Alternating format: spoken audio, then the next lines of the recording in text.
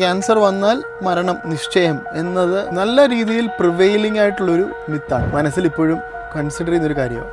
അതുകൊണ്ട് തന്നെയാണ് ക്യാൻസറിന് ഒരു ഭയവും ആ രോഗത്തിന് ഒരു ഭയവും ആൾക്കാരുടെ ഇടയിൽ വരുന്നത്. സൈക്യാട്രിക് ഇൽനെസ് ഉള്ള സൈക്യാട്രി രോഗികളുടെ അടുത്ത് നമുക്കൊരു സിമ്പതിയോ എമ്പതിയോ പലപ്പോഴും വരാറില്ല.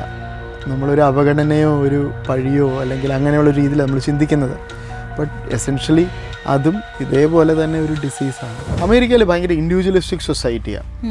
അവിടെ പേഷ്യൻ്റെ അടുത്ത് പെർമിഷൻ ചോദിച്ചാൽ റിലേറ്റീവ്സിൻ്റെ അടുത്ത് നമുക്ക് സംസാരിക്കാൻ പറ്റുള്ളൂ. പക്ഷേ ഇവിടുത്തെ സിറ്റുവേഷൻസ് പലപ്പോഴും പേഷ്യൻ്റ് ബ്ലാക്കിലാണ്, ഡാർക്കിലാണ്. അപ്പോൾ പലപ്പോഴും നമ്മുടെ കോൺവെർസേഷൻസ് പലതും നടക്കുന്നത് റിലേറ്റീവ്സിൻ്റെ അടുത്താണ്. പേഷ്യൻ്റെ അടുത്ത് പലപ്പോഴും മറച്ചു വയ്ക്കുന്നു. ഇതിലേതാണ് ശരി എന്നത് എനിക്ക് വ്യക്തമായൊരു ഉത്തരവില്ല. There is no safe limit for alcohol, no safe limit for tobacco. ഈ രണ്ട് കാര്യങ്ങൾ കട്ട് ചെയ്താൽ തന്നെ ഇനി അങ്ങോട്ട് വരാവുന്ന ക്യാൻസറുകളുടെ എണ്ണം കുറയും. വരാൻ പോകുന്ന ഒരു ആലോചന ക്യാൻസർ വന്ന ഒരു ചെറുപ്പക്കാരൻ്റെ ആയിരിക്കാം. സോ കൈ പൈസ ഉണ്ടെങ്കിൽ വിദേശത്ത് ഏത് രാജ്യത്ത് കിട്ടുന്ന ട്രീറ്റ്മെന്റും ഇന്ന് ഇന്ത്യയിൽ കിട്ടും. സിനിമ സ്വപ്നം കാണുന്നവർക്ക് Chavara film school, Kochi. Hello and welcome to Life Net. It's me Noorjahan and ഇന്ന് നമ്മുടെ കൂടെ ഉള്ളത് ഡോക്ടർ അജു മാത്യു ആണ്. Welcome. Thank you Noorjahan. Doctor, നമുക്ക് ഈ പറയുന്ന ക്യാൻസർ അല്ലേ, ക്യാൻസറിനെ കുറിച്ചിട്ട് നമ്മൾ ക്യാൻസർ എന്ന് കേൾക്കുമ്പോൾ തന്നെ ആളുകളുടെ ഉള്ളിൽ പെട്ടെന്ന് എല്ലാവരും പാനിക്കാവും.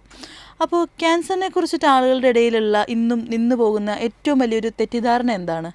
നല്ലൊരു ചോദ്യമാണ്. ഫസ്റ്റ് ചോദ്യം തന്നെ ഏറ്റവും ടഫസ്റ്റ് ക്വസ്റ്റ്യൻ തന്നെയാണ് ചോദിച്ചത്. ക്യാൻസറിനെ പറ്റി ഇപ്പോഴും തെറ്റിദ്ധാരണ പരക്കെ ഉള്ളത് ക്യാൻസർ ഡയഗ്നോസിസ് ഈക്വൽസ് ഡെത്ത്. അതായത് ക്യാൻസർ വന്നാൽ മരണം നിശ്ചയം എന്നത് പരക്കെ ഇല്ലെങ്കിലും നല്ല രീതിയിൽ പ്രിവെയിലിംഗ് ആയിട്ടുള്ളൊരു മിത്താണ്, ഒരു മിഥ്യാധാരണയാണ്. ധാരാളം പേർക്ക് മനസ്സിൽ ഇപ്പോഴും കൺസിഡർ ചെയ്യുന്നൊരു കാര്യമാണ്. അതുകൊണ്ട് തന്നെയാണ് ക്യാൻസറിന് ഒരു ഭയവും ആ രോഗത്തിന് ഒരു ഭയവും ആൾക്കാരുടെ ഇടയിൽ വരുന്നത്. ഈ ക്യാൻസറിനേക്കാളും എന്താ പറയുക, ലൈഫ് ത്രെറ്റനിങ് ആയിട്ടുള്ള അസുഖങ്ങൾ ഉണ്ടെങ്കിലും ആളുകൾക്ക് എന്നും ഏറ്റവും വലിയ ഇപ്പോൾ ഒരു നമ്മൾ എന്തെങ്കിലും ഒരു എന്താ പറയുക കെമിക്കൽസ് ഒക്കെ ആഡ് ചെയ്ത ഫുഡ് കഴിച്ചാൽ പോലും എല്ലാവരും വേറൊന്നും പറയുന്നതിന് മുമ്പ് പറയുന്നത് ക്യാൻസർ വരും, സൂക്ഷിക്കണം, അല്ലെങ്കിൽ ഒരു പ്രൊഡക്റ്റ് തേച്ചാലും എല്ലാവർക്കും ക്യാൻസർ. ഒരു കാരണം ഒരു പക്ഷെങ്കിൽ നമ്മുടെ മീഡിയയിൽ ക്യാൻസർ പലപ്പോഴും സിനിമയ്ക്കകത്തൊക്കെ ക്യാൻസർ ഒരു വലിയൊരു ഡയഗ്നോസിസ് ആയിട്ട് വരാറുണ്ട്. രണ്ടാമത്തെ കാര്യം, എല്ലാവർക്കും ആരെങ്കിലുമൊക്കെ കണ്ടിട്ടുണ്ടാവും ക്യാൻസർ വന്ന് മരണപ്പെട്ടത് കുറച്ച് നാൾ മുമ്പാണെങ്കിലും. അപ്പോൾ പലരും കണ്ടിരിക്കുന്നത് പെയിനിലൂടെ കടന്നു പോകുന്നവരെയോ അല്ലെങ്കിൽ മുടി നഷ്ടപ്പെട്ട് മെലിഞ്ഞ് അവശതയിലൂടെ കടന്നു പോകുന്നവരുടെയൊക്കെ ഇമേജസ് ആയിരിക്കും മനസ്സിലുള്ളത്. എന്നാൽ ഇന്ന് അങ്ങനെയല്ല, പലർക്കും അങ്ങനെയല്ല. ചിലർക്ക് അങ്ങനെ ഉണ്ട്, അതിൻ്റെ പ്രയാസങ്ങളുണ്ട് എന്നത് ഞാൻ വിസ്മരിക്കുകയല്ല ചെയ്യുന്നത്. അപ്പോൾ ആ ഒരു ഇമേജറിയും മീഡിയയുടെ ഒരു പ്രൊജക്ഷനും കുറേ സ്വന്തം രീതിയിലുള്ള ചിന്തകളും എല്ലാം കൂടെ ചേർത്ത് വരുമ്പോൾ ക്യാൻസർ ഒരു ടഫ് നട്ട് ടു ക്രാക്ക്, ഒരു ടഫ് ഡിസീസായി മാറുന്നു. പക്ഷെങ്കിൽ നൂർജഹാൻ ചോദിച്ച വേറൊരു ചോദ്യമുണ്ട് ഇതിനിടയ്ക്കൂടെ, ക്യാൻസറിനെക്കാട്ടിലും ടഫായിട്ടുള്ള ഡിസീസ് ഉണ്ടെങ്കിലും എന്നുള്ളത്. As an oncologist, cancer doctor എന്ന രീതിയിൽ പ്രാക്ടീസ് ചെയ്യുമ്പോൾ ക്യാൻസറിനേക്കാളും ടഫായിട്ട് ഡിസീസസ് വളരെ കുറച്ചേ ഉള്ളൂ, ഇല്ല എന്ന് തന്നെ പറയാം.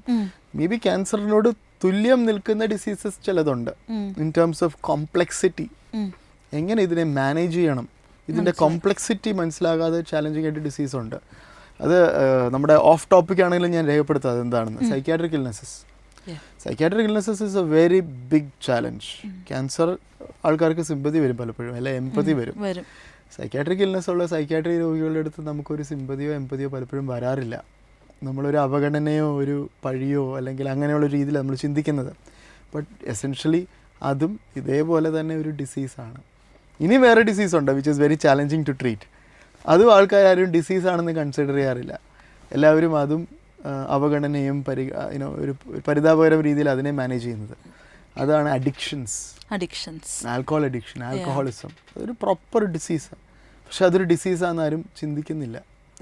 അവരെ കുറ്റം പറയുക എന്നുള്ളതാണ്. അത് കുറച്ച് കുറ്റം കാണും, പക്ഷെങ്കിൽ അതൊരു ഡിസീസാണെന്ന് മനസ്സിലാക്കുമ്പോൾ പലപ്പോഴും നമുക്ക് അവരോട് കുറച്ചുകൂടെ അനുകമ്പയോടെ പെരുമാറാനും അത് ട്രീറ്റ് ചെയ്യാവുന്നതാണെന്നും ട്രീറ്റ് ചെയ്യേണ്ടതാണെന്നും സമൂഹത്തിൽ പറഞ്ഞ് മനസ്സിലാക്കാനും സാധിക്കുന്നത്. അതെ. നമ്മൾ ഒരു ക്യാൻസർ പേഷ്യൻറ്റിനെ ഡയഗ്നോസ് ചെയ്യുന്ന സമയത്ത് ഈ പേഷ്യൻറ്റിനെ മാത്രമല്ല നമ്മൾ കാണുന്നത്, അവരുടെ ഉള്ളിലുള്ള ഒരുപാട് ഹോപ്സ് ഉണ്ട്, അവരുടെ ഉള്ളിൽ പേടികളുണ്ട്, ഒരുപാട് ഫിയേഴ്സ് ഉണ്ട്, ആൻഡ് അവരുടെ ഫാമിലി പലരും ഒരു വല്ലാത്ത സ്റ്റേജിലായിരിക്കും.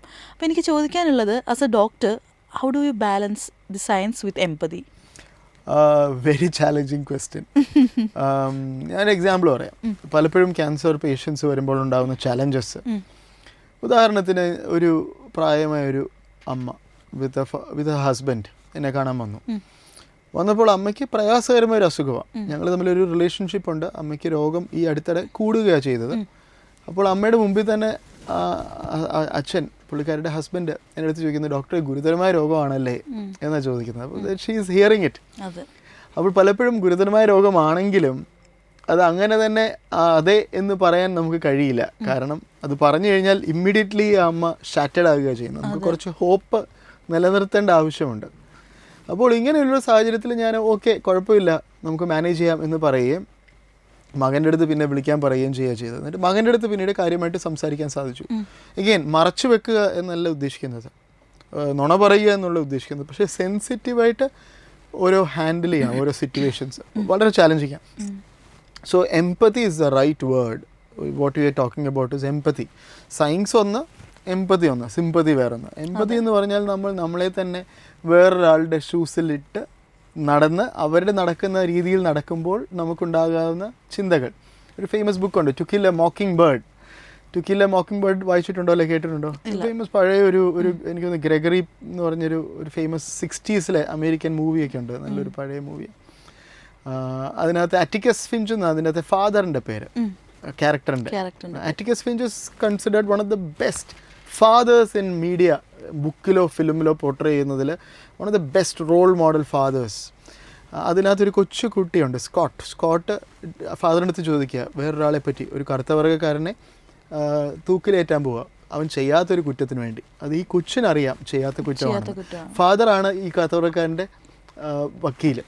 അപ്പോൾ ഫാദർ പറയുക, why is everybody talking bad about this man? അപ്പോൾ പുള്ളി പറയുക, because you got to walk in the shoe and figure it out. എന്ന് വെച്ചാൽ എംപതി ഭയങ്കര ഇമ്പോർട്ടൻ്റാണ്. ആ എംപതി വരുമ്പോൾ, പ്രാക്ടീസിൽ വരുമ്പോൾ ക്യാൻസറിനെ ഒരു സോഷ്യൽ ഡിസീസായിട്ടൂടെ കൺസിഡർ ചെയ്യേണ്ടി വരും.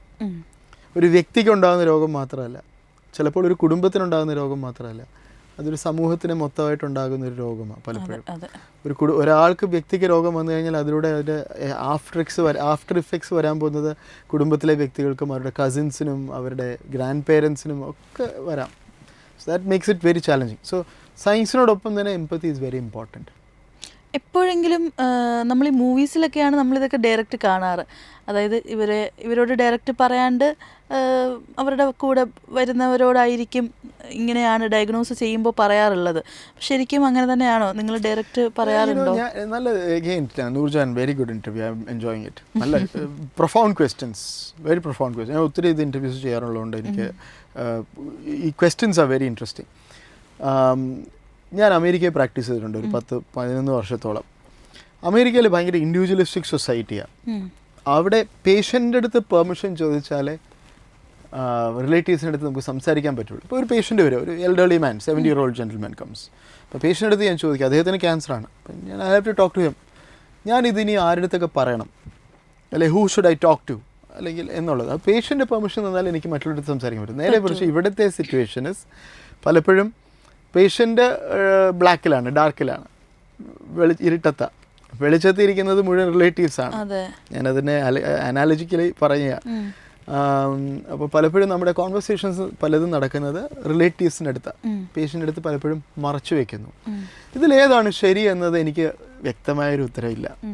ഇതിനെപ്പറ്റി ധാരാളം എത്തിസിസ്റ്റുകൾ, എത്തിക്സിൽ വിശ്വസിക്കുന്നവർ, എത്തിക്സ് സയൻറ്റിസ്റ്റുകൾ, ഡോക്ടേഴ്സ്, സയൻറ്റിസ്റ്റുകൾ, സോഷ്യോളജിസ്റ്റുകളൊക്കെ റിസർച്ച് ചെയ്യും, ഡിബേറ്റ് ചെയ്യുന്ന കാര്യമാണ്. What is the ideal thing? Truth telling ആണോ, അതോ സെൻസിറ്റീവ്ലി ഡിസ്കസിങ്, റിവീലിംഗ് ദ ട്രൂത്ത് ആണോ എന്നുള്ളത് കറക്റ്റായിട്ട് അറിയില്ല. ബാലൻസിലാണ് ഞാൻ പോയിക്കൊണ്ടിരിക്കുന്നത്. I think that is probably the best culturally sensitive option. ഇവിടുത്തെ കൾച്ചർ ഫാമിലി ഓറിയൻറ്റഡാണ്. സോ ഫാമിലിക്ക് ഭയങ്കര ഇമ്പോർട്ടൻസ് ഉണ്ട്. അപ്പോൾ ഫാമിലിയുടെ അടുത്ത് ചോദിക്കുക, അവരടുത്ത് ഡിസ്കസ് ചെയ്യുക, അവരെ പറഞ്ഞ് മനസ്സിലാക്കുക ദാറ്റ് നിങ്ങളുടെ ലവ്ഡ് വൺ, നിങ്ങൾ സ്നേഹിക്കുന്ന ഈ വ്യക്തിക്ക് ക്യാൻസർ ഉണ്ട്, അത് രോഗം ക്യാൻസർ ആണെന്നുള്ളത് അവരറിയേണ്ടതിൻ്റെ ഇമ്പോർട്ടൻസ് അവരെ പറഞ്ഞ് മനസ്സിലാക്കുക. പേടിപ്പിക്കാതെ അത് പറയുന്നതിൻ്റെ ഇമ്പോർട്ടൻസ്. ആ ഒരു നെഗറ്റീവ് തോട്ട്സ് മറഞ്ഞു നിൽക്കുന്ന പലതും ഒരു നെഗറ്റീവായി മാറും. പേഷ്യൻ്റ് അറിയാം എനിക്ക് എന്തോ കാര്യമുണ്ട്, എൻ്റെ ബാക്കിൽ എന്തൊക്കെയോ സംസാരിക്കുന്നുള്ളത് പേഷ്യൻ്റ് അറിയാം. അപ്പോൾ എന്തോ ഇല്ലാത്ത ഒരു ഭൂതത്തെ ഉണ്ടാക്കിയെടുക്കുകയും ചെയ്യും മനസ്സിൽ. അപ്പോൾ പലപ്പോഴും ഒരു ഓപ്പൺ കമ്മ്യൂണിക്കേഷൻ വരുമ്പോൾ പേഷ്യൻറ്റിന് കുറച്ചുകൂടെ റിയലിസ്റ്റിക് ആയിട്ട് കാര്യങ്ങൾ മനസ്സിലാക്കാൻ സാധിക്കും. മനസ്സിലായി. അതുകൊണ്ട് പല ഗുണങ്ങളുണ്ട്. ഒന്ന്, patient can have A word in what treatment they want. അവർക്ക് വേണ്ടുന്ന ട്രീറ്റ്മെൻറ്റ് എന്താണെന്നുള്ളത് അവർക്ക് തീരുമാനിക്കാനൊരു അവകാശവും അധികാരവും കിട്ടുന്നു. അതിലൂടെ ഈ കുടുംബത്തിന് തന്നെ ഗുണം കിട്ടുന്നു. ഞാൻ പലപ്പോഴും കാണുന്നൊരു കാര്യം, മദ്യപാനം, നമ്മൾ മദ്യപാനത്തെ പറ്റി സംസാരിച്ചു. മദ്യപാനം മൂലം ധാരാളം ക്യാൻസേഴ്സ് വരുമല്ലോ. ഈ മദ്യപിച്ച് വരുന്ന ക്യാൻസറുകളൊക്കെ കുറേയൊക്കെ സാധാരണക്കാർക്കാണ് വരുന്നത്. ബിക്കോസ് ഈ കൂലിപ്പണിക്കാർ അവർക്ക് കിട്ടുന്ന വരുമാനം എടുത്ത് മദ്യപിച്ചിട്ട് ഡെയിലി മദ്യപിച്ച് ഒരു 50-55 വയസ്സാകുമ്പോഴത്തേക്ക് സിറോസിസ് വന്ന് ക്യാൻസറായിട്ട് നമ്മുടെ അടുത്ത് വരും. അപ്പോൾ ഈ മദ്യപിക്കുന്നവരുടെ മക്കളാണ് ഇതിൻ്റെ എല്ലാ തിക്താനുഭവങ്ങളും നേരിടേണ്ടി വരുന്നത്. പെൺമക്കളായിരിക്കും. അവർക്ക് ഉള്ള ലിവർ, പെൺമക്കളുടെ ഉള്ള ലിവർ എടുത്ത് കൊടുക്കേണ്ടി വരും. ലിവർ കൊടുക്കണം എന്ന് പറഞ്ഞാൽ എളുപ്പമുള്ള കാര്യമല്ലോ, ചുമ്മാ എടുത്ത് മാറ്റത്തില്ലല്ലോ. അതിനൊരു 10-30 ലക്ഷത്തിൻ്റെ ചികിത്സാ ചെലവുണ്ട്. ഇതെല്ലാം എവിടെ നിന്ന് കണ്ടുപിടിക്കും? അപ്പോൾ പലപ്പോഴും ഈ ഒരു ബാരിയർ ബ്രേക്ക് ചെയ്ത് പേഷ്യൻ്റ് അടുത്ത് തന്നെ പറയാം, നിങ്ങൾക്ക് ഇതാ രോഗം, ക്യാൻസറാണ്, സിറോസിസ് ആണ്, വലിയ ഹോപ്പില്ല, ഇനി ഇതൊക്കെയാണ് ചെയ്യേണ്ടതെന്ന് പറഞ്ഞു കഴിഞ്ഞാൽ പേഷ്യൻ്റ് തന്നെ ചിലപ്പോൾ പറയും, എനിക്ക് ട്രീറ്റ്മെൻ്റ് ഒന്നും വേണ്ട, എന്നെ സമാധാനമായിട്ട് ഇരിക്കാൻ അനുവദിക്കുക. ഇതിപ്പോൾ എന്താ പറ്റുമെന്ന് വെച്ചാൽ ഈ പാവങ്ങളുടെ അടുത്തൊന്നും, ഈ പാവം പിടിച്ച മനുഷ്യർ, ബന്ധുക്കൾ തന്നെ ഡോക്ടർമാരുടെ അടുത്ത് പറയും, പേഷ്യൻ്റെ അടുത്ത് പറയരുത്, ഞങ്ങൾ ഏതറ്റം വരെ പോകും, ചികിത്സിക്കും.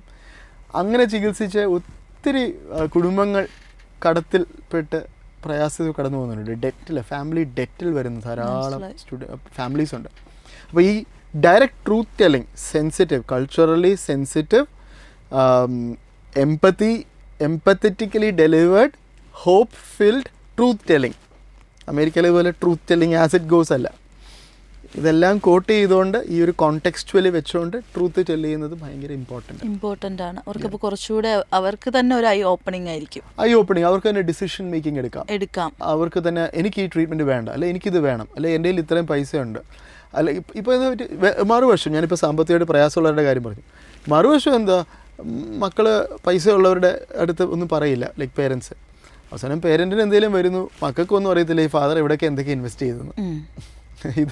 ഇത് ഒന്ന് ഡിസ്കസ് ചെയ്യാൻ സാധിക്കുവാണെങ്കിൽ the head of the family or the one who knows എത്ര പൈസ എവിടെയൊക്കെ ഉണ്ടെന്നുള്ളത് ഒന്ന് ക്ലോസ് ചെയ്യാം, ബിൽപത്രം എഴുതി വെക്കാം, അല്ലെങ്കിൽ ഫൈനാൻഷ്യൽ മാറ്റേഴ്സ് ഒന്ന് ഓർഡറിൽ എത്തിക്കാം. സോ എല്ലാ രീതിയിലും ഒരു ബെനിഫിഷ്യൽ ആസ്പെക്റ്റാണ് ട്രൂത്ത് ടെല്ലിങ്. അപ്പം എന്നെ കേൾക്കുന്ന ഫാമിലി മെമ്പേഴ്സ് പ്രത്യേകിച്ചും എന്തെങ്കിലും രോഗത്തിൻ്റെ സാഹചര്യങ്ങൾ കടന്നു പോവുകയാണെങ്കിൽ അറ്റ്ലീസ്റ്റ് ടു സം എക്സ്റ്റെൻറ്റ് കഴിവുള്ള ഡോക്ടേഴ്സിനെ വെച്ചുകൊണ്ട് നമ്മൾ സ്വയം പറയാൻ ഉദ്ദേശിക്കരുത്. You have to go to the doctor who is trained in doing this. കുറച്ചൊക്കെ കാര്യങ്ങൾ മനസ്സിലാക്കാനുള്ള രീതിയിലേക്ക് കടക്കണം. അത് അധികം ഭയത്തോടുകൂടി വീക്ഷിക്കരുത് എന്നാണ് എൻ്റെ അഭിപ്രായം. ഇപ്പോൾ ഇത്രയും പറഞ്ഞതുകൊണ്ട് ചോദിക്കുക, ഡോക്ടറിൻ്റെ ഫസ്റ്റ് ഡയഗ്നോസ്ഡ് ആയിട്ടുള്ള പേഷ്യൻ്റ് ഉണ്ടാവുമല്ലോ, അപ്പോൾ ഇത്രയും നാൾ മേ ബി തിയറീസ് പഠിച്ചതും ആ ഒരു രീതിയിലും ഒരാളെ അസിസ്റ്റ് ചെയ്ത് നിന്ന് ആ ഒരു രീതിയിൽ വന്ന ഒരാൾക്ക് സ്വന്തമായിട്ട് ഡോക്ടറിൻ്റെ സ്വന്തം പേഷ്യൻ്റ് ഡയഗ്നോസ് ആയപ്പോൾ എങ്ങനെയാണ് അത് ഡോക്ടറിന് പറയാൻ പറ്റിയത്? ഞാൻ എൻ്റെ ഫസ്റ്റ് എക്സ്പീരിയൻസിലൂടെ കിടക്കുകയാണെങ്കിൽ അമേരിക്കയിലായിരുന്നു. People are all very open, individualistic, they know everything. അപ്പോൾ എൻ്റെ ഫസ്റ്റ് പേഷ്യൻ്റ് എനിക്ക് അങ്ങനെ ഓർമ്മയില്ലെങ്കിലും എൻ്റെ മനസ്സിൽ ഇംപ്രിൻ്റ് ചെയ്യപ്പെട്ടിരിക്കുന്ന ഒരു ഫസ്റ്റ് പേഷ്യൻ്റ് ഒരു റിട്ടയർഡ് നേഴ്സായിരുന്നു, ഒരു മെയിൽ. എൻ്റെ തന്നെ പ്രാക്ടീസിലുള്ള ഒരു ഫിസിഷ്യൻ അസിസ്റ്റൻറ്റിൻ്റെ ഫാദറും കൂടിയായിരുന്നു. അപ്പോൾ അദ്ദേഹം എന്നെ ഒത്തിരി ഹെൽപ്പ് ചെയ്തു ഈ ഒരു പ്രോസസ്സ് മനസ്സിലാക്കാനും, മൈൻഡ്, ഇങ്ങനൊരു രോഗിയുടെ സ്റ്റേജ് 4 രോഗിയുടെ മൈൻഡ് എന്താണെന്ന് മനസ്സിലാക്കാനും. I use to spend hours with him. Hospitalise admit ആയി കിടന്ന സമയത്ത് ഹെൻറി എന്നായിരുന്നു പേര്. ഹെൻറി ഞാൻ ഒത്തിരി വളരെ ക്ലോസ് ആയിരുന്നു. അപ്പോൾ ഹെൻറി എന്നെ ഹെൽപ്പ് ചെയ്തിരുന്നു പ്രൊആക്റ്റീവായിട്ട്. അതെങ്ങനെ ബ്രേക്ക് ചെയ്യണം, ഒരു ക്യാൻസർ രോഗിയുടെ മൈൻഡ് എന്താണ്, അതൊക്കെ പഠിപ്പിച്ചു വരാനും ആ ഒരു കണക്ഷനിലേക്ക് എത്താനും ഒക്കെ എന്നെ ഓങ്കോളജിസ്റ്റ് ആക്കാൻ ഒരു ഗൈഡ് ചെയ്ത ഒരു പ്രോസസ്സ്, ആ ഒരു ടൈമായിരുന്നു. ഞാൻ ആ ഹെൻറിയും അതുപോലുള്ള ധാരാളം പേഷ്യൻസിൻ്റെ കൂടെ ഞാൻ സ്പെൻഡ് ചെയ്ത ആ ഒരു ടൈം. അപ്പോൾ അവർ തന്നെ ഹെൽപ്പ് ചെയ്തു. ഇവിടെ ആയിരുന്നെങ്കിൽ എങ്ങനെയാണെന്ന് എനിക്കറിയില്ല. ഇവിടുത്തെ ഡോക്ടേഴ്സ് പലപ്പോഴും പഠിക്കുന്നത് മെഡിക്കൽ കോളേജസിലോ അവരുടെ സീനിയേഴ്സ് പ്രാക്ടീസ് ചെയ്യുന്നത് കണ്ട അതിൻ്റേതായിട്ടുള്ളൊരു ക്ലൗഡഡ് ആയിരിക്കും പല പിക്ചേഴ്സും. അവിടെ പേഷ്യൻസ് തന്നെ നമ്മളെ പലപ്പോഴും ടീച്ച് ചെയ്യും, നമ്മളെ പഠിപ്പിക്കും പല കാര്യങ്ങളും. അതെ, നമ്മുടെ നാട്ടിലാണെങ്കിലും ക്യാൻസറിൻ്റെ ട്രീറ്റ്മെൻറ്റ്സ് ഒരുപാട് അഡ്വാൻസ്ഡ് ആയിട്ട് മാറിക്കൊണ്ടിരിക്കുകയാണ്. എന്താണ് നമ്മുടെ ഇന്ത്യയിലെ ക്യാൻസർ കെയറിൻ്റെ ഫ്യൂച്ചർ? ഇന്ത്യയിലെ ക്യാൻസർ കെയർ എന്ന് പറഞ്ഞു കഴിഞ്ഞാൽ വിദേശ രാജ്യങ്ങളിലെ ക്യാൻസർ കെയറുമായിട്ട് വലിയ വ്യത്യാസമില്ല. ഈ മ്യൂച്വൽ ഫണ്ടൊക്കെ എടുക്കുമ്പോൾ അല്ലെങ്കിൽ ബാങ്കിൽ എന്തെങ്കിലും ഫിക്സഡ് ഡെപ്പോസിറ്റ് ഒരു സ്റ്റാർ ഇടത്തില്ല, ആസ്ട്രിക്സ് ഇട്ടിട്ട് താഴെ ചെറിയ രീതിയിൽ എഴുതത്തില്ല. അപ്പോൾ ഞാനും അതുപോലെ ഈ പറഞ്ഞ സ്റ്റേറ്റ്മെൻറ്റിനോട് ഒരു സ്റ്റാർ ഇട്ടിട്ട് ചെറിയ രീതിയിൽ താഴെ എഴുതാം. Provided you have the resources. So കൈ പൈസ ഉണ്ടെങ്കിൽ വിദേശത്ത് ഏത് രാജ്യത്ത് കിട്ടുന്ന ട്രീറ്റ്മെൻറ്റും ഇന്ന് ഇന്ത്യയിൽ കിട്ടും. പ്രശ്നം കയ്യിൽ പൈസ അല്ലെങ്കിൽ insurance, sufficient insurance coverage, large insurance coverage. ഒരു 2 ലക്ഷത്തിൻ്റെ പോളിസി എടുത്തുകൊണ്ടൊന്നും ആകില്ല. ഒരു ലാർജ് സഫീഷ്യൻറ്റ് ഇൻഷുറൻസ് പോളിസി ഉണ്ടെങ്കിൽ ദെൻ അമേരിക്കയിലോ അല്ലെങ്കിൽ യൂറോപ്പിലോ കിട്ടുന്ന അതേ treatment for the most part 99.9% ഇന്ത്യയിൽ നല്ല ഹോസ്പിറ്റൽസിലും അവൈലബിൾ ആണ്. ഫ്യൂച്ചർ എന്താ? ഫ്യൂച്ചർ എന്ന് പറയുന്നത് ഇപ്പോൾ നമ്മുടെ നാട്ടുകാരും കൂടുതൽ ഇൻഷുറൻസ് ഒക്കെ എടുത്ത് തുടങ്ങി. ഇൻഷുറൻസ് ഇൻഷുറൻസ് കവറേജ് കൂടി, ഗവൺമെൻറ് കുറച്ചുകൂടെയൊക്കെ ഇൻവെസ്റ്റ് ചെയ്ത് തുടങ്ങി. കേരള കൂടുതൽ ആൾക്കാർക്ക് അവർക്ക് ക്യൂർ ചെയ്യാവുന്ന രീതിയിലുള്ള ട്രീറ്റ്മെൻറ്റ് അവൈലബിലിറ്റി കിട്ടും. കൂടുതൽ രോഗികൾ ക്യൂർ ചെയ്യപ്പെടും ഇൻ ദ ഫ്യൂച്ചർ. മുമ്പത്തെ അപേക്ഷിച്ച് ഇനിയും മുന്നോട്ട് ധാരാളം പേഷ്യൻസ് രോഗത്തിൽ നിന്ന് വിടുതൽ പ്രാപിക്കും. ഈ രോഗത്തിൽ നിന്ന് വിടുതൽ പ്രാപിക്കുന്ന രോഗികൾ എന്ത് ചെയ്യും? സാധാരണ ആൾക്കാരെ പോലെ നമ്മുടെ ഇടയിലൊക്കെ ജീവിക്കും. അപ്പോൾ ചുരുക്കം പറഞ്ഞു കഴിഞ്ഞാൽ ഇൻ ദ ഫ്യൂച്ചർ നമ്മൾ കേൾക്കുന്ന എല്ലാവർക്കും ധാരാളം ആളുകൾ ചുറ്റും ക്യാൻസർ വന്നവർ കാണും. വിച്ച് മീൻസ് അതിൻ്റെ ഇംപ്ലിക്കേഷൻ എന്താ? ഞാൻ കുറച്ചിങ്ങനെ ഡൈവേർട്ട് ചെയ്ത് ഇംപ്ലിക്കേഷൻ എന്താ? ഭാവിയിൽ ഒരു കല്യാണ ആലോചന വരുമ്പോൾ വരാൻ പോകുന്ന ഒരു ആലോചന ക്യാൻസർ വന്ന ഒരു ചെറുപ്പക്കാരൻ്റെ ആയിരിക്കാം, അല്ലെങ്കിൽ ഒരു ചെറുപ്പക്കാരിയുടെ ആയിരിക്കാം, അല്ലെങ്കിൽ ക്യാൻസർ വന്ന ഒരു അമ്മയുടെ മകളുടെ ആയിരിക്കാം. സോ ഇതൊക്കെ ഒരു റിയാലിറ്റിയാണ്. ക്യാൻസറിനോടുള്ളൊരു ഭയം ആളുകളിൽ കുറഞ്ഞു വരുമെന്ന് എനിക്ക് തോന്നുന്നത്. ഇപ്പോൾ തന്നെ കുറഞ്ഞിട്ടുണ്ട്. Because they are seeing a lot of people ജീവനോടെ സന്തോഷത്തോടെ ജീവിക്കുന്ന ധാരാളം ആളുകളെ കാണും. അത് മുന്നോട്ട് വരുമ്പോൾ ഇനി അങ്ങോട്ട് ക്യൂർ റേറ്റ്സ് കൂടും. നമ്മൾ ഇൻ അതർ വേർഡ്സ് വിദേശ രാജ്യങ്ങളിൽ നടക്കുന്ന അതേ ട്രെൻഡാണ് നമ്മുടെ ഇവിടെ നടക്കുന്നത്. വിദേശ രാജ്യങ്ങളിൽ നടന്ന് ഞാൻ കണ്ട കാര്യങ്ങൾ ഇതൊക്കെ. അവിടെ അമേരിക്കയിലൊക്കെ ജീവിക്കുമ്പോൾ കണ്ട കാര്യങ്ങളാണ്. നമ്മുടെ പ്രിവലൻസ്, ഒരു സ്ഥലത്ത് സമൂഹത്തിൽ ജീവിക്കുന്ന രോഗികളുടെ എണ്ണം കൂടുന്നു, രോഗം മാറിയവരുടെ. പിന്നെ എന്ത് ഫ്യൂച്ചറാണ് നമ്മൾ കാണാൻ പോകുന്നത്? കൂടുതൽ ടെക്നോളജിക്കലി അഡ്വാൻസ്ഡ് ആയിരിക്കും. ജനറ്റിക് ടെസ്റ്റുകളിലൂടെ ക്യാൻസർ നേരത്തെ കണ്ടുപിടിക്കാനുള്ള ടെക്നോളജി വരും. പുതിയ ട്രീറ്റ്മെൻറ്റ്സ് വരും. കീമോതെറാപ്പിയുടെ റോള് കുറേയൊക്കെ കുറഞ്ഞു വരും. പുതിയ ട്രീറ്റ്മെൻറ്റ്സ്, ടാർഗറ്റഡ് തെറാപ്പി, ഇമ്മ്യൂണോതെറാപ്പി, അങ്ങനെയുള്ള പല ട്രീറ്റ്മെൻറ്റ്സിൻ്റെയും റോള് കൂടും. സ്റ്റേജ് 4 ആയിട്ട് ഡയഗ്നോസ് ചെയ്യപ്പെടുന്ന പല ക്യാൻസറുകൾ ഇന്ന് ക്യൂറബിൾ ആണ് ഇന്നേ. അതുപോലെ അതിൻ്റെ നമ്പേഴ്സൊക്കെ കുറച്ചുകൂടെ കൂടാനും സാധ്യതയുണ്ട്. പക്ഷെങ്കിൽ അതിനോടൊപ്പം തന്നെ ഭാവിയിലേക്ക് വരാവുന്ന ഒരു പ്രോബ്ലം, ചികിത്സ ചെലവ് കൂടാൻ സാധ്യതയുണ്ട്. ബിക്കോസ് ഇതിൻ്റെ എല്ലാം ടെക്നോളജിക്കലി അഡ്വാൻസ്ഡ് ആണ്. അതുകൊണ്ടൊരു സൊസൈറ്റിയൽ ബേർഡൻ കൂടാൻ സാധ്യതയുണ്ട്. നമ്പേഴ്സ് ഓഫ് ക്യാൻസർ പേഷ്യൻസ് കൂടാൻ സാധ്യതയുണ്ട്. നമ്പേഴ്സ് പുതുതായിട്ട് ഡയഗ്നോസ് ചെയ്യപ്പെടുന്ന, ഞാൻ ആദ്യം പറഞ്ഞത് ക്യാൻസർ രോഗം മാറി സാധാരണയായിട്ട് ജീവിക്കുന്ന ആൾക്കാരുടെ എണ്ണം, അതിനോടൊപ്പം പുതുതായിട്ട് ഡയഗ്നോസ് ചെയ്യപ്പെടുന്ന ആൾക്കാരുടെ എണ്ണവും കൂടും. അതുകൊണ്ടാണ് ഇപ്പോൾ ക്യാൻസർ ഹോസ്പിറ്റൽസിൻ്റെ എണ്ണം കൂടുന്നത്. ബിക്കോസ് എല്ലാവരും കാണുന്നുണ്ട് ഇനിയും കൂടുതൽ ബെഡ്സ് വേണം, കൂടുതൽ ഡോക്ടേഴ്സ് വേണം, കൂടുതൽ റിസോഴ്സ് വേണം. അതുകൊണ്ട് ഇന്ത്യ മുഴുവൻ ക്യാൻസർ കെയർ മഷ്റൂം ചെയ്യല്ലേ, ബിക്കോസ് നീഡ് അവിടെ ഉണ്ടെന്ന് മനസ്സിലാക്കിയിട്ട്. അതെ.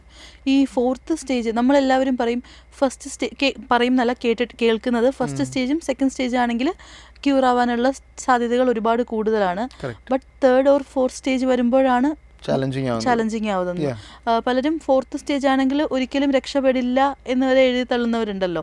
അപ്പോൾ ശരിക്കും 4th സ്റ്റേജിൽ ഇപ്പോൾ ഞാൻ ഡോക്ടർ പറഞ്ഞപ്പോഴാണ് ശ്രദ്ധിച്ചത് 4th സ്റ്റേജിലും ക്യൂറബിൾ ആണെന്നുള്ള കാര്യം. പോസിബിളാണ്. പലപ്പോഴും ലാർജ് നമ്പേഴ്സിലല്ല, വലിയ രീതിയിലല്ല. സ്റ്റേജ് 4 എന്ന രോഗം, സ്റ്റേജ് 4 നിങ്ങൾ കേൾക്കുന്നുണ്ടെങ്കിൽ അതിനർത്ഥം രോഗം പലപ്പോഴും മാറ്റാൻ പറ്റില്ല, കൺട്രോൾ ചെയ്ത് കൊണ്ടുപോകാം. പല രോഗികൾക്കും സ്റ്റേജ് 4 ക്യാൻസർ ഉണ്ടെങ്കിലും കൺട്രോൾ ചെയ്ത് കുറേ നാൾ മുന്നോട്ട് കൊണ്ടുപോകാൻ സാധിക്കും. ചില രോഗികൾക്ക് സ്റ്റേജ് 4 ക്യാൻസർ കൺട്രോൾ ചെയ്ത് വളരെ നന്നായി കൺട്രോൾ ചെയ്ത് സാധാരണ ജീവിതവും ജോലിയും ഒക്കെ ജീവിച്ച് വർഷങ്ങൾ ജീവിച്ചു പോകാം.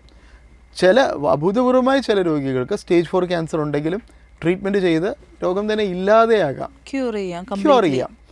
ആ നമ്പേഴ്സ് ഐ ഡു എക്സ്പെക്ട് ഇനി അങ്ങോട്ട് കൂടും. അപ്പോൾ അത് തന്നെയാണ് ഏറ്റവും വലിയൊരു ഫ്യൂച്ചർ. അതൊരു വലിയ ഫ്യൂച്ചറാണ്. പക്ഷേ അതിനേക്കാളുള്ള ഫ്യൂച്ചർ ഞാൻ ആഗ്രഹിക്കുന്നതും നമ്മുടെ സമൂഹം ആഗ്രഹിക്കേണ്ടതും മറ്റേ 2 കാര്യങ്ങളാണ്. ഒന്ന്, സ്റ്റേജ് 1ലും 2ലും കണ്ടുപിടിക്കുന്ന ക്യാൻസറുകളുടെ എണ്ണം കൂടണം. അതിനേക്കാളും ബെറ്റർ ഫ്യൂച്ചർ ക്യാൻസർ ഉണ്ടാകുന്നത് തന്നെ കുറയണം. അതെങ്ങനെ ചെയ്യാൻ പറ്റും എന്നുള്ളതാണ് ചോദ്യം. അത് പോസിബിൾ ആണോ?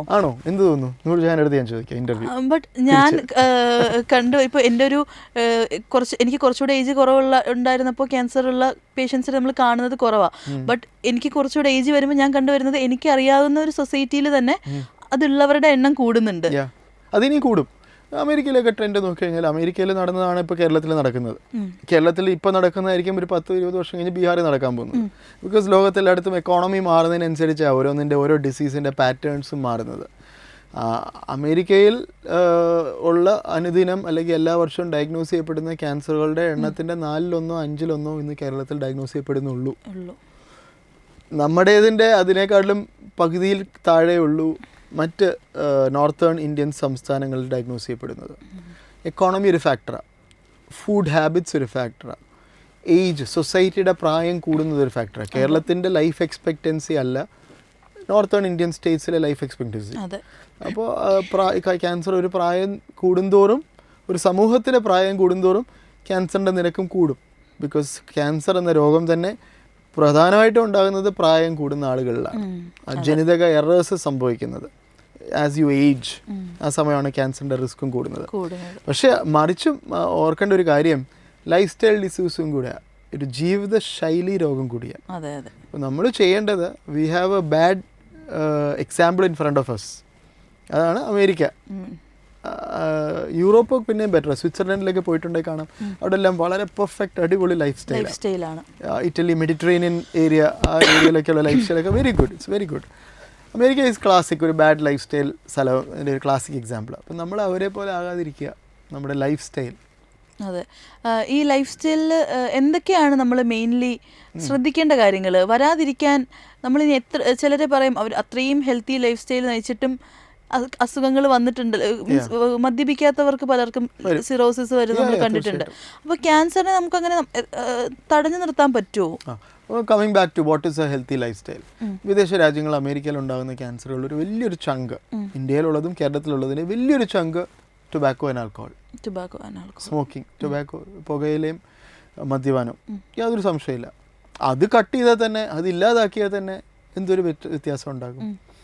അപ്പോൾ എത്ര വലിക്കാം, എത്ര കുടിക്കാം, എത്രയെങ്കിലും വലിക്കാമോ, എത്രയെങ്കിലും കുടിക്കാമോ? No tobacco is safe. Zero tobacco is the best, അല്ലേ? ഒന്നും പുക വലിയ പാടില്ല, ടൊബാക്കോയുടെ ഉപയോഗമേ പാടില്ല, അതാണ് ഏറ്റവും ബെസ്റ്റ്. മദ്യം അത് തന്നെയാണ്. No amount of alcohol is safe. കഴിയുന്നിടത്തോളം അത്ര അത്യാവശ്യത്തിന് മദ്യപിക്കാൻ താല്പര്യമുള്ളവർ വളരെ വളരെ വളരെ വളരെ എക്സ്ട്രീം മോഡറേഷനിൽ മദ്യപിക്കുക. ഇത് ക്ലിപ്പാക്കി ബൈറ്റാക്കി ഇടരുതാരും കേൾക്കുന്നവർ. ഡോക്ടർ പറഞ്ഞു മോഡറേഷനിൽ മദ്യപിച്ചോളാൻ. The point is there is no safe limit for alcohol, no safe limit for tobacco. ഈ രണ്ട് കാര്യങ്ങൾ കട്ട് ചെയ്താൽ തന്നെ ഇനി അങ്ങോട്ട് വരാവുന്ന ക്യാൻസറുകളുടെ എണ്ണം കുറയും. അതിനൊപ്പം തന്നെ എനിക്ക് ചോദിക്കാനുള്ളത്, നമ്മുടെ യൂത്തിൽ തന്നെ ഒരുപാട് പേര് സിഗരറ്റ് ഞാൻ യൂസ് ചെയ്യില്ല, ഈ സിഗരറ്റ്സ് ആണ് അല്ലെങ്കിൽ വെയ്പ്പാണ് യൂസ് ചെയ്യുന്നതെന്ന് പറയുന്ന കേൾക്കാറുണ്ട്.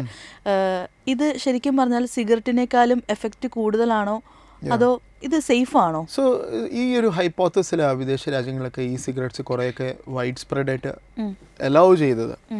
പക്ഷേ ആസ് യു സ്റ്റഡി ദിസ്, ഇതിൻ്റെ ഒരു പ്രോസസ്സും ഇതിന് ശേഷം നടന്നിരിക്കുന്ന കാര്യങ്ങളും പഠിച്ചു നോക്കുമ്പോൾ കാണുന്നത്, e cigarettes are just a segue to cigarettes. അത് സിഗരറ്റ്സിലേക്ക് ഒരു പാതയായി തീരുന്നു. മനസ്സിലായി. ഈ സിഗരറ്റ് യൂസ് അപ്പോൾ വൈഡ് സ്പ്രെഡ് ആകുന്നല്ല, ഫ്ലേവേർഡ് സാധനം കിട്ടുമ്പോൾ കുറേ പേര് ഒരിക്കലും ഭാവിയിൽ സിഗരറ്റ് വലിക്കാത്തവർ പോലും അതൊക്കെ വലിക്കുന്നു. അത് ഇവൻച്വലി ടൊബാക്കോയിൽ എത്തിപ്പറ്റും, സിഗരറ്റിൽ എത്തിപ്പറ്റും. ഈ സിഗരറ്റ്സിന് ടാറൊന്നും ഇല്ല എന്നുള്ളത് അതിൻ്റെ ഗുണം. പക്ഷെ അതേപോലെ തന്നെ വെയ്പ്പിൻ്റേതായിട്ടുള്ള പ്രോബ്ലംസ് ഉണ്ട്. ബട്ട് കുറേ ബാഡ് എഫക്ട്സ് ഇല്ലാതാക്കാം. ബട്ട് സ്റ്റഡീസ് കണ്ടുപിടിക്കുന്നത്, പഠനങ്ങൾ സൂചിപ്പിക്കുന്നത് ഇത് ഒരു സമൂഹത്തിൽ സിഗരറ്റ് സ്മോക്കിങ്ങിൻ്റെ എണ്ണം കൂട്ടും എന്നുള്ളതാണ് പഠനങ്ങൾ സംഭവിക്കുന്നത്. അതുകൊണ്ട് പിന്നെ വേറെ ട്രെൻഡ് അമേരിക്കയിൽ വന്നത്, അമേരിക്കയിലും കാനഡയിലും ഒക്കെ മാരിവാന, കഞ്ചാവ് ലീഗലൈസ് ചെയ്തത്. ഇനിയിപ്പോൾ അങ്ങനെയെങ്കിലും ഡ്രഗ്സിൽ നിന്നും പുകയിൽ നിന്നും ആൾക്കാർ മാറട്ടെ എന്നുള്ളൊരു ഹൈപ്പോത്തസിസ്. ഇവൺ ആ ഹൈപ്പോത്തസിസും ഇപ്പോൾ ക്വസ്റ്റ്യൻ മാർക്കായി തീർന്നിരിക്കുക, ഇപ്പോഴും ചോദ്യചിഹ്നമാകുക അവിടെ വിദേശ രാജ്യങ്ങളിൽ. Did we do the right thing? ഈ മാരിവാന ലീഗലൈസ് ചെയ്തതിലൂടെ നമ്മൾ ചെയ്തത് ശരിയായ കാര്യമാണോ എന്നുള്ളത് അവിടെ ഒരു ഡിസ്കഷനിലേക്ക് ആരംഭിച്ചു തുടങ്ങി. ബട്ട് അത് മാരിവാന ലീഗലൈസ് ചെയ്യാനുള്ള ഒരു കാര്യം ഈ സിഗരറ്റ്സ്, ടൊബാക്കോയിൽ നിന്ന് ആൾക്കാരെ മാറ്റുക എന്നുള്ളത്. ബട്ട് സ്റ്റിൽ അതും സേഫ് ആണോ? അല്ലല്ലോ. ഏതാ? മരിവാന യൂസ് ചെയ്യുന്നതും സേഫ് അല്ലല്ലോ. സേഫ്റ്റി എന്ന് പറയുന്നത് അത് ഡ്രഗ്സിലേക്ക് ഒരു സെഗ്വേ ആയി തീരുന്നു. സേഫ് ആണെന്നുള്ള ധാരണയിലായിരുന്നു ഇതിലോട്ടൊക്കെ കടന്നത് വിദേശ രാജ്യങ്ങൾ. അറിയാലോ, അതൊക്കെ ലീഗലൈസ് ചെയ്തു പല രാജ്യങ്ങളിലും ലീഗലൈസ് ചെയ്തു. അതെ. അപ്പോൾ ഇവിടെയും പലരും തർക്കിക്കുന്നത് മരിവാന യൂസ് ചെയ്യാം, ക്യാൻസറിനെ വരെ തടുത്ത് നിർത്തും എന്നൊക്കെ പറയുന്ന ഒരുപാട്. ക്യാൻസറിനെ തടുത്ത് നിർത്തത്തില്ല, ബട്ട് മരിവാനയുടെ അകത്തുള്ള ചില കമ്പോണൻസ്, THC എന്നൊക്കെ പറഞ്ഞ ചില കമ്പോണൻസ് റിഫൈൻ ചെയ്ത് മരുന്ന് ഫോമിലാക്കിയിട്ടുണ്ട്. അത് ചില പേഷ്യൻസിന് സിവിയർ നോസിയ, മനംമുറിച്ചിൽ, ഛർദിലുള്ള ചില പേഷ്യൻസിന് കൊടുത്തു കഴിഞ്ഞാൽ അത് ഇച്ചിരി ആശ്വാസം കിട്ടും. പെയിൻ കുറച്ച് കുറയ്ക്കാൻ ഹെൽപ്പ് ചെയ്യും. അപ്പം വിദേശ രാജ്യങ്ങളിൽ ഇപ്പോൾ അത് മാരിനോൾ എന്നൊക്കെ പറയും. ഞാനും പ്രിസ്ക്രൈബ് ചെയ്തിട്ടുള്ളത് ഇതൊക്കെ നമുക്ക് പ്രിസ്ക്രൈബ് ചെയ്യാം അവിടെ. ഇത് മരുന്നായിട്ട് കിട്ടും. മനസ്സിലായി. സിനിമ സ്വപ്നം കാണുന്നവർക്ക് ചാവറ ഫിലിം സ്കൂൾ, കൊച്ചി.